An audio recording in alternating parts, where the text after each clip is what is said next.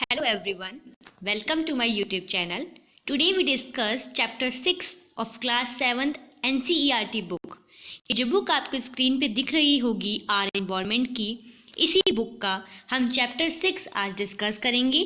Chapter 5 तक की मैं वीडियोस ऑलरेडी अपलोड कर चुकी हूँ, आप उनको रेफर कर सकते हैं। तो चलिए शुरू करते हैं।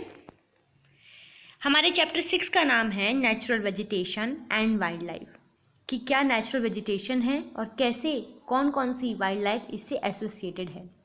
वेजिटेशन का मतलब होता है किसी पर्टिकुलर एरिया में जो पेड़ पौधे पाए जाते हैं, जो प्लांट्स पाए जाते हैं, जो प्लांट्स की वैरायटीज़ पाई जाती हैं, वो उस पर्टिकुलर एरिया में ही पाए जाते हैं, तो उसे उस एरिया की वेजिटेशन कहते हैं।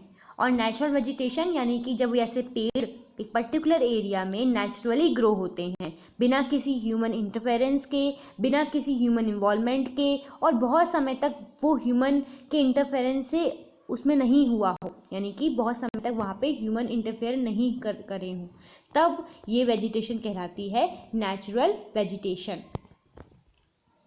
चेंजेस के साथ में, यानी कि हाइट चेंजेस के साथ में, क्लाइमेटिक चेंजेस के साथ में नेचुरल वेजिटेशन भी चेंज होती है। जैसे जो नेचुरल वेजिटेशन आपको फुट हिल्स पे देखने को मिलती है, यानी कि हिल के स्लोप्स में देखने को मिलती है, जब आप हिल की टॉप पे जाते हैं तो नेचुरल वेजिटेशन दूसरी होती है, चेंज हो जाती है।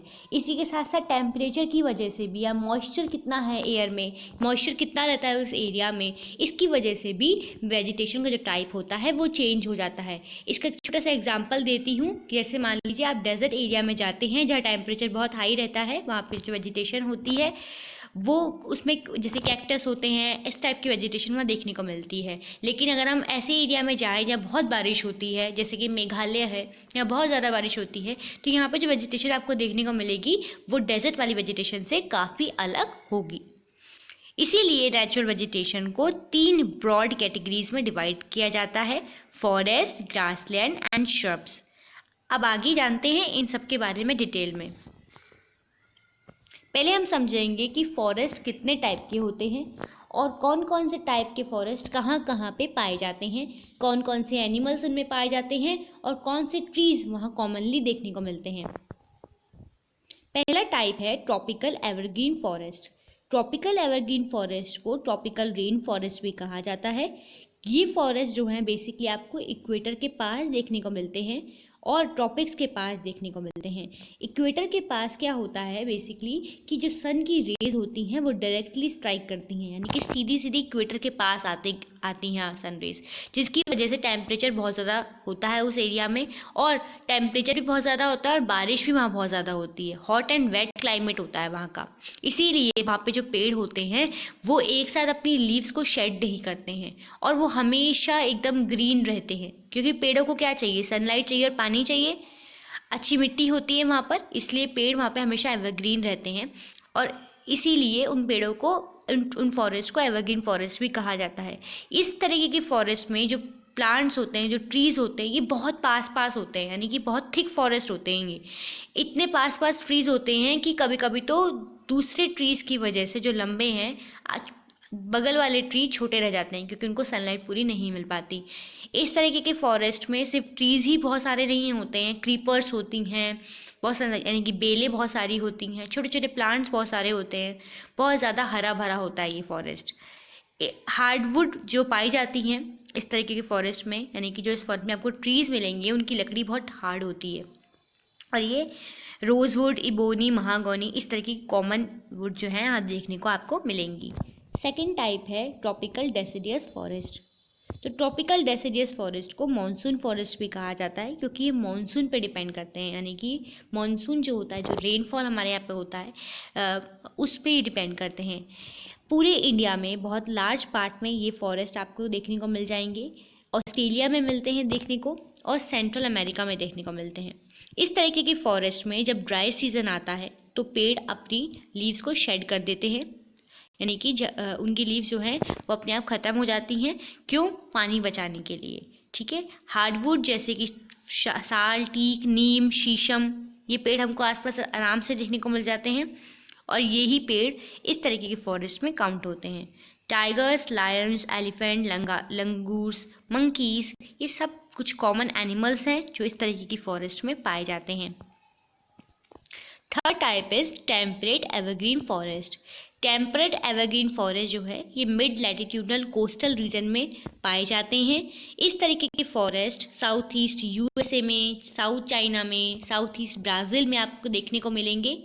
ये फॉरेस्ट जो होते हैं ये एवरग्रीन होते हैं, यानी कि एवरग्रीन फॉरेस्ट की तरह ही एवरग्रीन भी होते हैं, ठीक है। लेकिन यहाँ पे टेम्परेचर जो है वो एकदम हॉट एंड वेट नहीं होता है। मोस्टली कोस्टल एरिया पे इस तरीके के पेड़ आपको देखने को मिलेंगे, इस तरह के फॉरेस्ट देखने को मिलेंगे।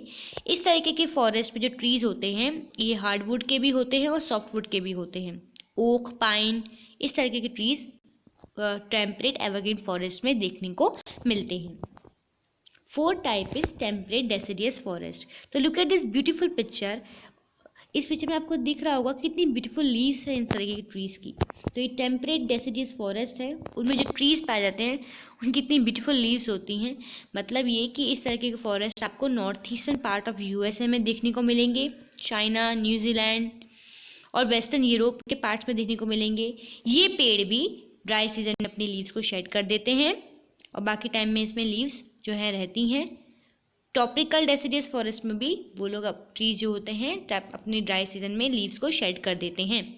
कॉमन ट्रीज जो टेम्परेट डेसिडियस फॉरेस्ट में देखने को मिलेंगे जिसमें ओक आता है, बीच है और कॉमन एनिमल्स यहाँ पाए जाते हैं dear, foxes, Wolves.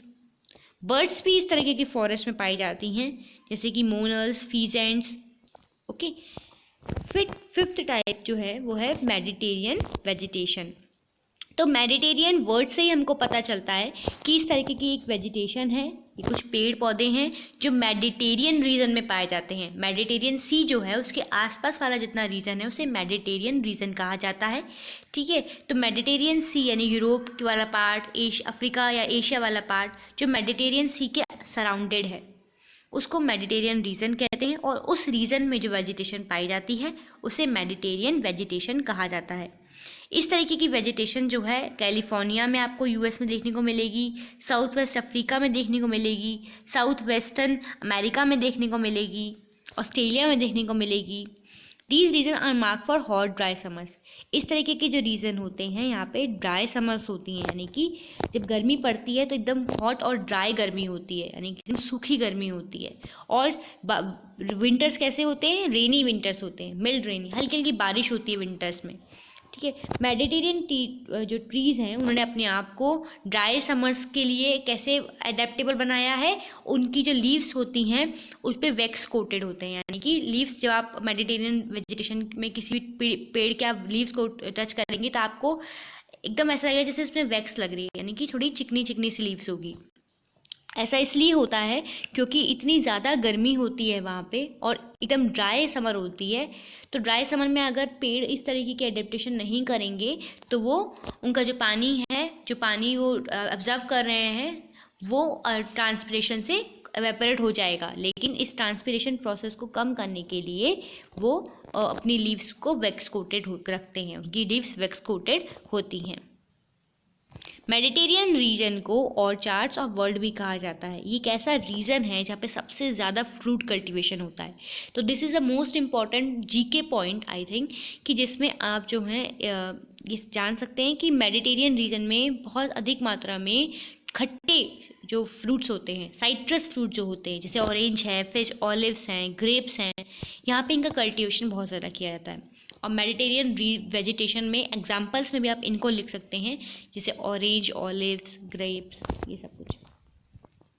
Next type जो है वो है कॉनिफेरस फॉरेस्ट। तो कॉनिफेरस फॉरेस्ट जो हैं ये ऐसे फॉरेस्ट हैं जो हायर लैटिट्यूड्स में देखने को मिलते हैं, यानी कि पोलर रीजन के पास हम बढ़ रहे हैं, आर्कटिक रीजन में हम आ गए हैं, नॉर्दर्न हेमिस्फीयर में या अदर हायर एल्टीट्यूड्स में इस तरीके के फॉरेस्ट आपको देखने को मिलते हैं। इनको ताइगा भी कहा जाता है। ताइगा का मतलब होता है, ताइगा एक रशियन वर्ड है जिसका मतलब होता है प्योर, ठीक है। तो ये इस तरीके के फॉरेस्ट को बहुत ही प्योर फॉरेस्ट कहा जाता है। क्यों? क्योंकि देखिए यहाँ पे ये बहुत ऊपर हायर एल्टीट्यूड्स में है, हायर रीजन्स में है, तो ये अनछुए हैं, यानी कि ह्यूमन इंटरफेरेंस यहाँ पे बहुत कम है, ठीक है। इसी कारण ह्यूमन ने अपने हिसाब से इनको नेचुरलाइज भी ह्यूमनाइज भी नहीं किया है, और ये नेचुरली ग्रो हो रहे हैं, नेचर नेचुरली बढ़ रहे हैं, और यहाँ पे नेचर का जो है अपनी एक्टिविटीज़ खुद की चलती हैं बिना किसी ह्यूमन इंटरफेरेंस के। ठीक है, तो इसलिए इनको ताइगा भी कहा जाता है।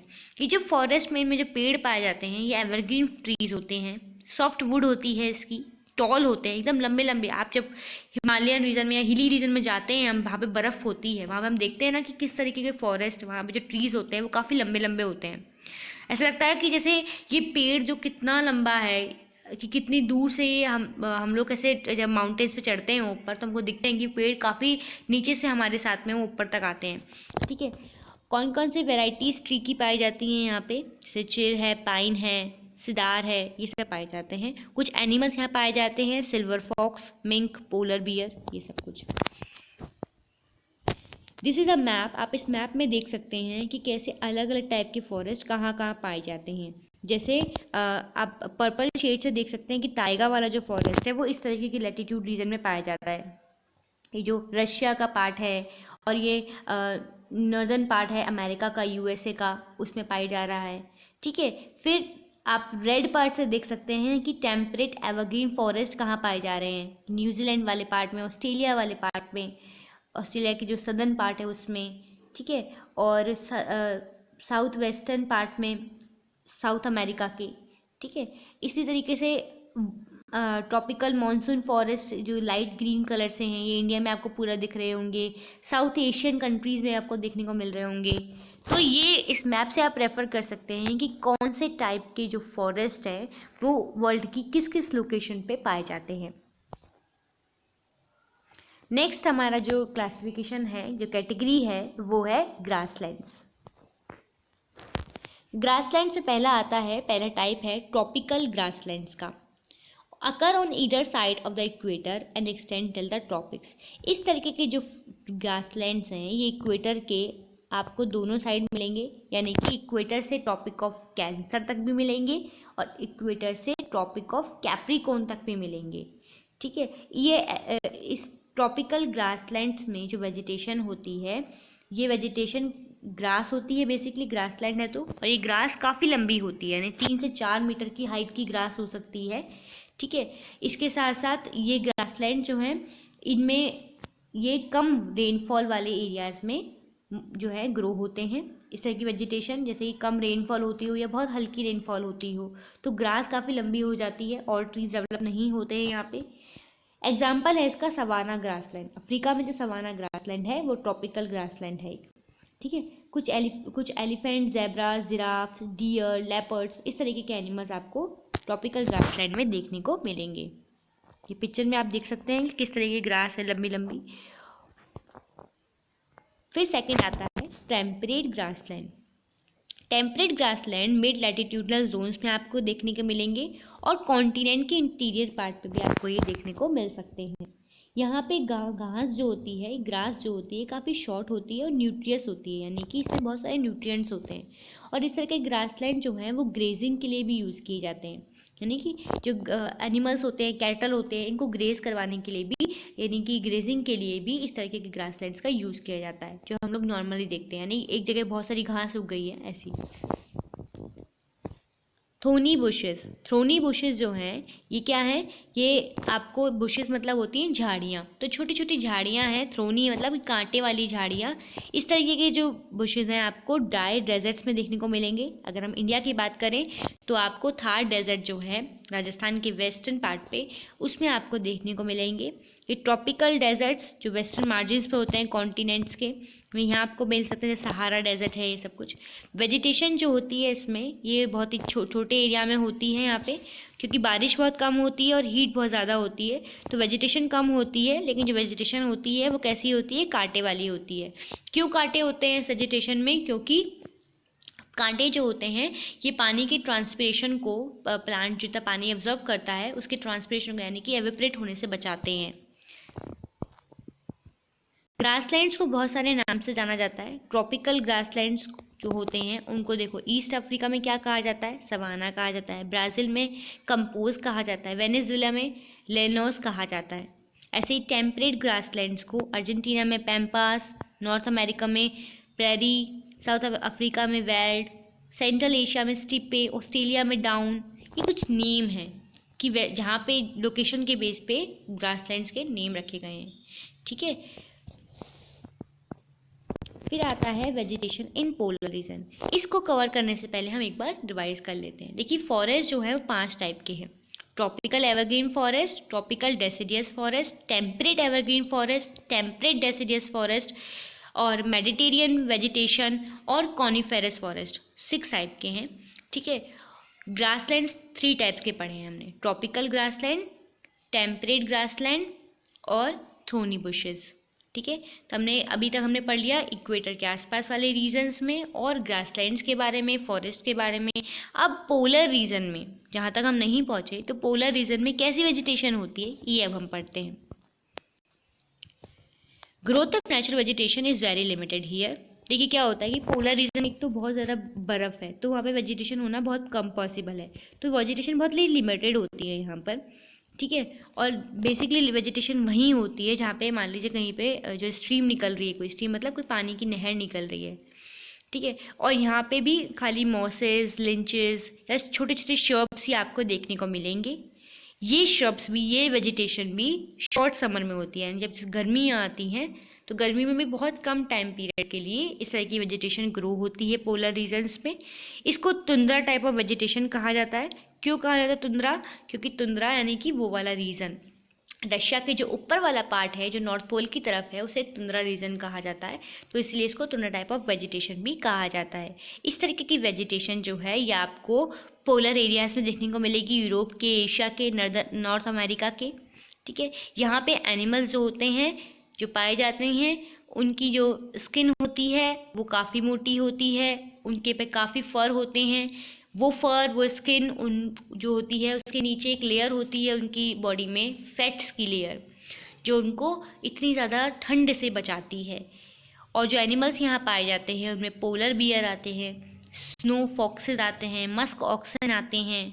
इस तरीके के एनिमल आपको तुंद्रा रीजन में देखने को मिलेंगे। तो this is the whole chapter.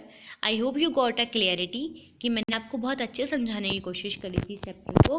अगर फिर भी आपको कुछ समझ नहीं आया हो या कुछ पूछना हो तो आप कमेंट बॉक्स में मुझसे पूछ सकते हैं।